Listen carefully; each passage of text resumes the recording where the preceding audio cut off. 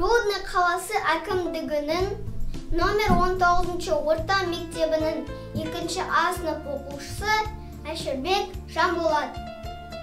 Ыбырай Алтынсарин ананың сүйуі.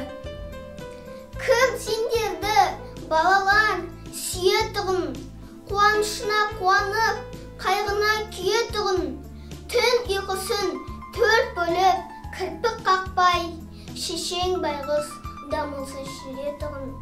Кім сендерді балалар тербететін, еркелетіп, ойнатып сергітетін, жалқау болсаң, балалар жаман болсаң, қамқор анаң көз жасын көлдететін. Кім сендерді шағынар, шетке кетсең, ғылым іздеп тез қайтпай көкке кетсең, ұмытпа, ең кемінде жұлдыз сайын хат жазып тұр, төбесі көкке жетсін.